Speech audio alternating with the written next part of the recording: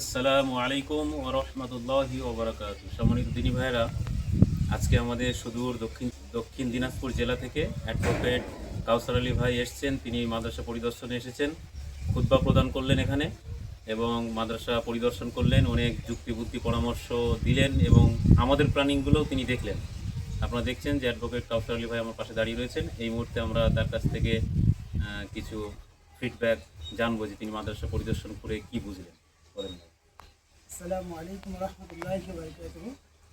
আজকে অবস্থান করছি মাদ্রাসা মোহাম্মদিয়া।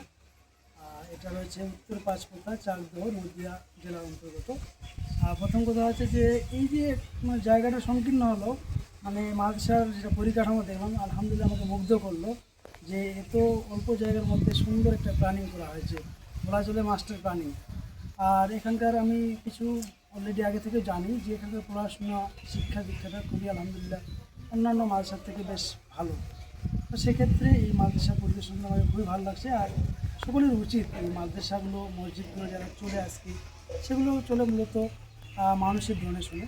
সেক্ষেত্রে এই ধরনের মাদ্রাসাগুলো, যেগুলো মাদ্রাসাতে সত্যিকার অর্থে দিনুল ইসলাম বা দিনুল হক প্রচার হয় বা সেখান থেকে সত্যিকার অর্থে ভালো স্টুডেন্টস বের হয়। অনেক ক্ষেত্রে গিয়ে অনেক মাদ্রাসা থাকে অনেক ছাত্র, কিন্তু কোয়ালিটিওয়ালা ছাত্র নেই। এটা আমি অনেক মাদ্রাসায় গেছি, এটা আমি অনেক মাদ্রাসার যারা হেড রয়েছে তাদেরকে এই পরামর্শটা আমি দিই যে ছাত্র কম রাখুন, কিন্তু ছাত্রকে ভালো তৈরি করুন, কোয়ালিটি সম্পন্ন ছাত্র থাকে। ছাত্র অনেক হচ্ছে কিন্তু কোয়ালিটি নেই।